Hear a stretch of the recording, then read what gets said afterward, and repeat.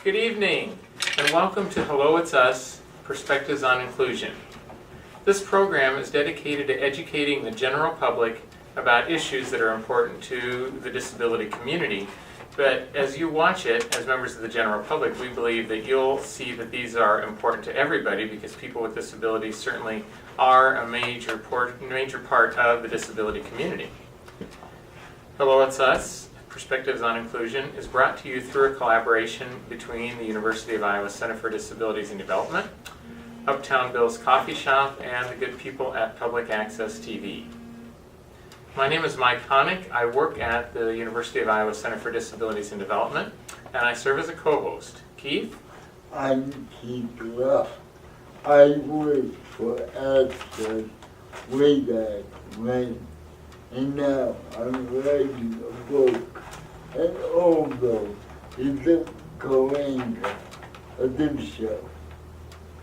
Well, great. Well, we're once again excited to be on site at a site. This is our friend. This is the building of Access to Independence of the Eastern Iowa Corridor, a Center for Independent Living, and we'll get into what that exactly means here really shortly. And we appreciate all of the staff of Access taking time out of their busy schedules to be with us. So what I'd like to do is ask each of you, and we'll start down here with Leah. Introduce yourself. Tell us your position with Access to Independence, and then just any other fun facts or how you got into the movement or things that you enjoy for fun. We just want our audience to get to know each of you. So Leah. Fantastic. Thank you so much. It's really a pleasure having you on site here, Mike and Keith. It's really a treat to have you at our center. This is, of course, Access to Independence on South First Avenue in Iowa City.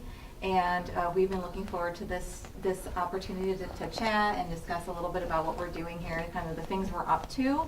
I am Leah Donald. I am the Executive Director here at Access to Independence. Sometimes we refer to ourselves as A2I. So if we say that, that's what that means. We do have our whole team here, which is, I think, fantastic because we really are a team here. We all have different specialties and strengths, and I think that makes us better. To my right is Kirsten, so I'll let her introduce herself. Hi, my name is Kirsten Onanga. I am an independent living specialist here at A2I. I've been here about a year and a half, and I guess what got me into the movement was before coming here, I lived overseas for a bit, and I saw how people in different countries with disabilities may not necessarily be treated in a way that they should be. And I was pretty upset with what I saw, and I knew where I was at. They didn't have the structure for me to be able to do anything there. So when I came back here, I was on a mission to be able to help as many people as I possibly could with that. So I will go ahead and pass it on to Taylor. Sounds like a great way to get into the movement. It was. Okay. Hi, my name is Taylor Gray. I started in April, so I'm the newest member on the team, and I love working here. I am also an independent living specialist, and I guess what got me into the independent living movement, I grew up in a small Midwest rural town, and so just kind of experiencing what that was like, and we have that a lot now, in our counties that we serve, that, growing up, it was very difficult to find the resources that whether my family, myself, just community members needed. And so I love being able to, connect people to those resources now, and knowing that can be a struggle at times. And so I get excited. So Good. That's what we need. Young advocates and people excited about the movement. So. I'll pass it down here. Hi, I'm Don Mitchell. I'm an independent living specialist at Access to Independence. I've been in the independent living movement now I'll be starting my 18th year in March. Wow. I started in another state, and then I moved over here about 2 years ago. I started working in the independent living movement when I actually it's been about 14 years in my own life on disability, and I was frustrated because I couldn't seem to get the services that I needed and the help that I needed to do things. And so I got involved with our Center for Independent Living in Illinois, and next thing I knew, they were offering me a job, and now here we are today. That's great. So it's great to know that people with disabilities are in charge, and both at the staffing level and the board level.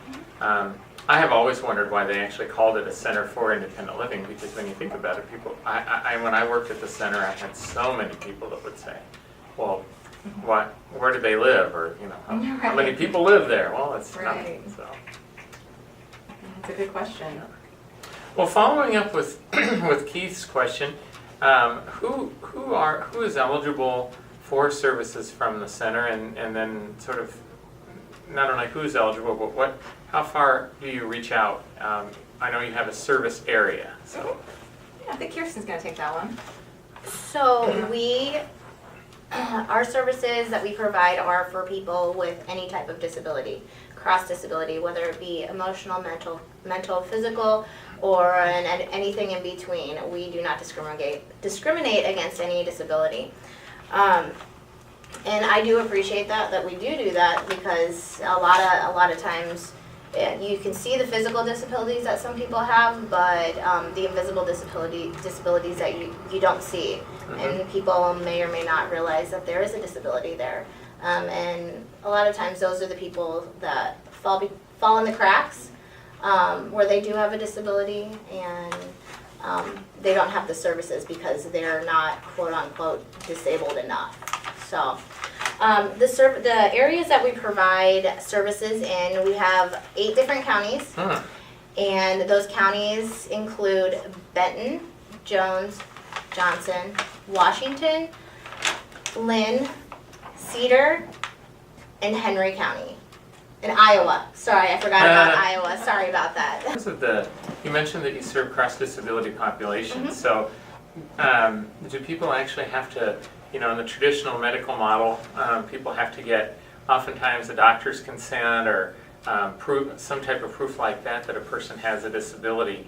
Do you require that sort of eligibility determination here? No, we don't. If you tell me that you have a disability, I'm going to take you for your word that you have a disability. Okay. I'm not going to sit there and say, well, you don't look like you have a disability.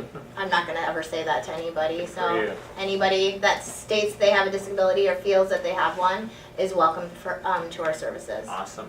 And then on the other question about your 8 counties that you serve, I know that's got to be tough, because I worked, the center that I worked in was Illinois, Iowa, just for the benefit of all of you and for our audience, and we had 6 counties, and so we were based in the Quad Cities, so it was pretty easy to get to Davenport and Rock Island and Moline and that whole area then. But when we started having to go to Muscatine and Clinton, and we were pretty lucky. I mean, those areas are at least contiguous to Rock Island and Davenport. Or Scott County, whereas some of those counties that you're talking about are a pretty good distance from Johnson County. So what are some of the ways that you've tried to even just establish a presence in those counties? At that point, we have kind of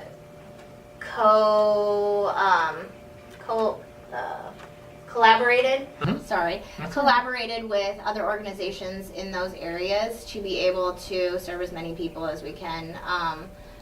It is tricky. We try also to go out there for, I would say, the whole day if possible, to serve, to stay out there so that we are actually able to make the trip worthwhile to be out there. Yeah. It does take a lot out of you driving back and forth, though. It's for sure. I'm going to brag on you a little bit. Kirsten wouldn't say this about herself, but she's an excellent relationship builder, and so it's been our pleasure to build some really strong relationships in some of those rural counties. And Kirsten and really everyone here have participated in that, and Kirsten has been especially effective in Washington County, which is one of our southern counties. And she's often going to Washington County and has a number of regular consumers Wonderful. there.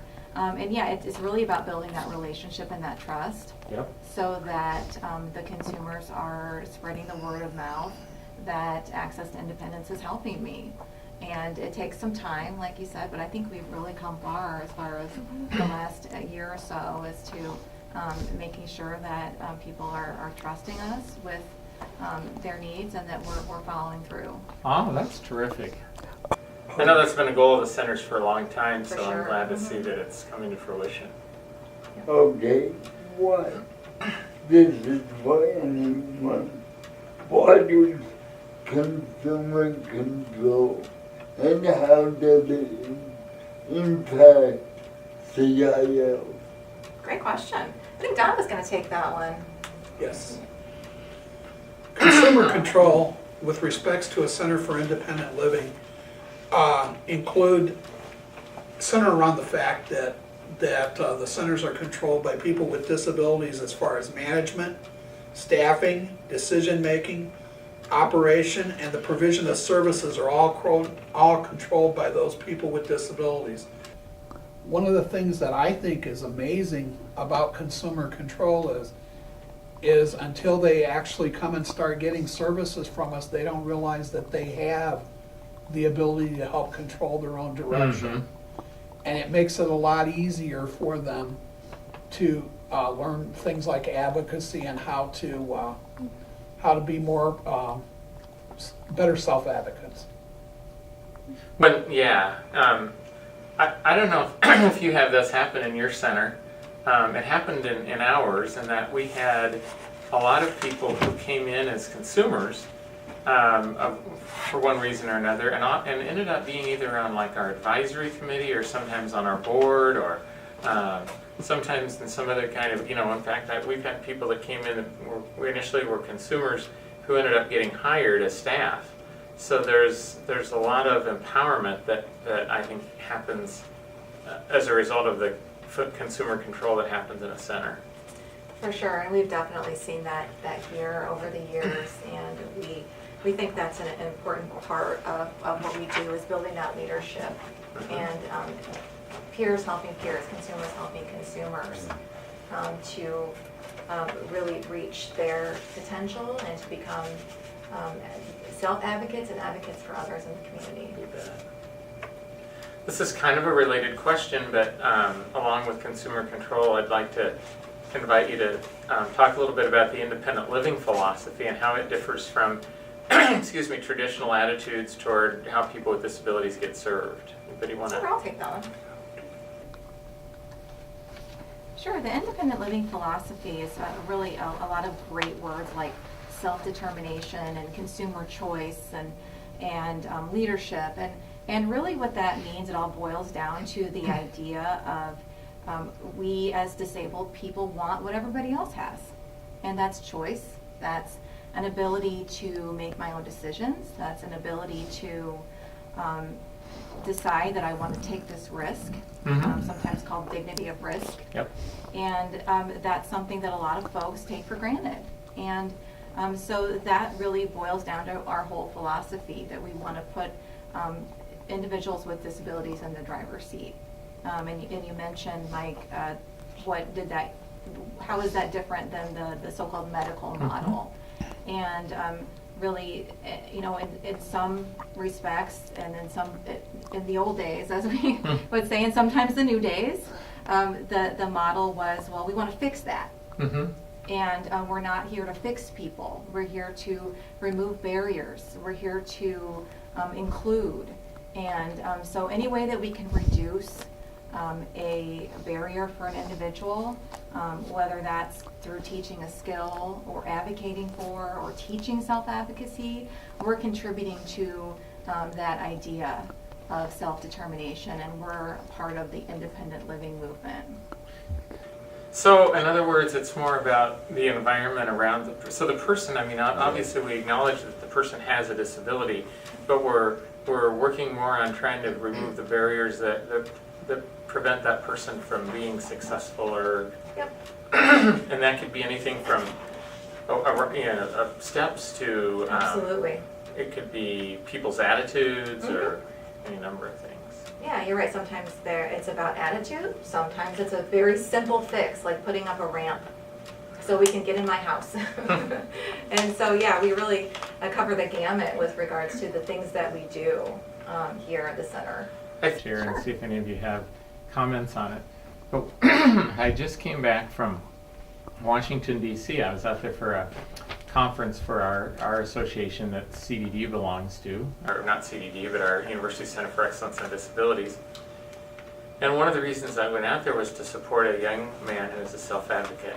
And he was supposed to interview somebody to get some information from them to submit back to our association. And I was going to go with him to this meeting. Well, I would have been the only person, old person, that would have been there. Everybody else would have been the college age. So we were at another meeting before that, and he got up and he said, I'm going to leave now. And I said, well, don't you want me to go with you? And he said, nope, I'm doing this myself. And that to me was, I don't know, I didn't see him necessarily as a consumer, but certainly the person, I could have very easily said, no, I think it's better that I go with you. And that to me was, I don't know, I didn't see him necessarily as a consumer, but certainly the person, I could have very easily said, no, I think it's better that I go with you. What are the core services and have they changed any over the years, especially since ADA is in place? Okay. Yeah. So I can take that one. So our core services, and I'm not sure if the cameras can get it, if you can kind of see them up here. Our first one up there is information and referral. And so we get a lot of calls or a lot of, contact from people who are looking for resources in the area. And we're very happy to be able to, connect people to those. We're actually, 3 of our staff are now certified. Yes, Oh, we are. really? Yeah. In the Alliance of Information and Referral Systems. Wow. Yeah. Mhm. Yeah. So if a person is feeling that maybe a person with disabilities, they're feeling that their rights aren't being respected, or they need an extra voice to help them feel they can speak up, we're there. We're more than happy to jump in and help out how we can.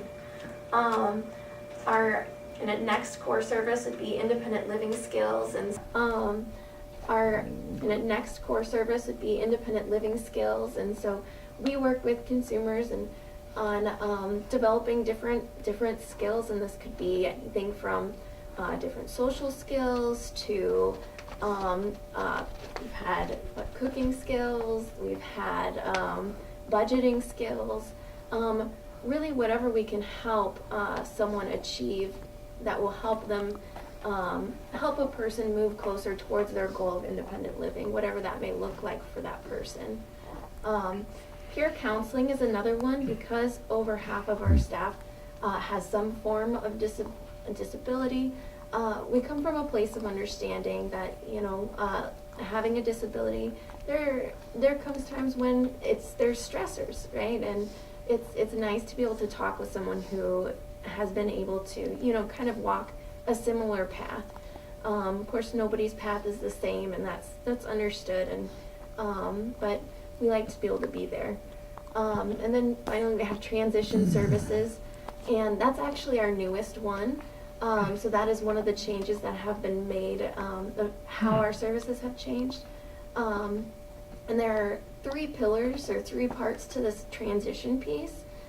Basically, one is if a person, say, is in a nursing facility or a more kind of hands-on living situation and wants to live more independently, we work with that person and, really all those different resources that are necessary. We try to coordinate that transition back into the community so that can live their independent living goal. Another part of that is diversion. So if someone is in a situation where they may, they're on the path towards moving into a more hands-on living situation, but they're not really, they're not really game for that path. They want to continue living independently. we try to connect people to those community resources to enable them to continue that independent living.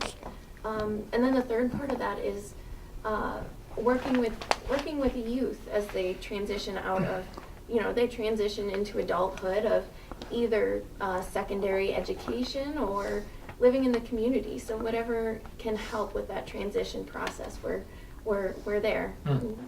One of the programs, excuse me, that we work with through the Center for Disabilities and Development is called Money Follows a Person, and it focuses on transitioning people out of facilities and whether it's people with brain injuries, people with intellectual disabilities, and so forth. So, do you, in terms of your transition work, have you partnered with MFP at all, or how do you? I'll speak to that. We don't have a contract with MFP. My understanding of MFP is that they've kept a lot of the resources in-house. But we have looked for opportunities to assist people out of institutional and nursing settings. One of the things that we've done recently is we've received some calls for individuals that were receiving long-term hospitalization. And that's not something that we typically picture when we think of transition, but yet these were individuals who were really kind of stuck. They were receiving cares for a situation, and whether it be illness or accident, they're adjusting to living with a disability, and we've had some success with a couple of cases in moving those individuals outside of the hospital into community living. So yeah, we do what we can as far as helping us to assist individuals out of the institutional settings. We don't get any additional funding for that, so it can be a little tricky. But we try to take advantage of whatever resources are available in the community and make sure that that person is safely transferred, and that we're working as a team. Oftentimes we are happy to, and we work with maybe a community provider or even a case manager. If we can assist with that transition, we're happy to be part of that team. That's cool. I think the other thing too about MFP is that it's limited in the type of the diagnosis or the type of disabilities that can be served. Correct. So, I like the people that only have physical disabilities or maybe have some other types of things that they don't cover. It's great to know that CILs are now jumping in and providing that transition. Yeah, we do what we can. Yep. Right, when I worked in the family living, my specialty was personal care. Because I hire and train my own people, I still do today. Is that part of your program? Personal care attendance Yeah. training is currently not part of our program, but we would look to doing that in the future. We have been able to work with some local providers who are doing personal attendant care, and like I said, it's something we certainly would look to in the future. How do you do? We're kind of we're, believe it or not, getting close to the end of our first segment here with access to independence, and I've always been a big fan of peer counseling, and I'm curious to know how you do that, if you actually have trained peer counselors and then you match them one-to-one, or is it more of an informal type of thing these days? I've been out of the provision of services for quite a while, so I need to be re-educated. Sure, yeah, and I'll speak to that a little bit, then I'm going to hand it to Kirsten, because she's been kind of managing and also tailors a lot of our peer counseling. Great. Actually, everyone here has been participating in peer counseling on some level. You mentioned peer counseling, which is essentially what we talked about earlier, peers helping peers. I've been there, I've gone through that path, and that's really important in the independent living movement because we're raising up leaders. And so it's important that when people come to us and they're in a place in their lives where they're living successfully, a lot of people want to give back, like you mentioned. So we do have a training that they would go through. A lot of people, we've had people call us that have gone through independent trainings actually, which is great. Our peer counseling currently at our center looks like several peer groups. So we have right now actually four peer groups that we're running right now, and we're moving towards starting Wow. a fifth. No, we really have a great reason for all of you to tune in next week, because we have come to the end of our first segment with Access to Independence. I know I'm getting all excited about hearing about these peer counseling opportunities, and hope all of you viewers are as well. So we would like to thank all of our guests today, Leah, Kirsten, Taylor, and Dawn, and as well as all of you viewers out there. So we're really looking forward to talking more with you about peer counseling and other supports and services, and hope all of you will tune in next week. Have a good week out there. Bye now.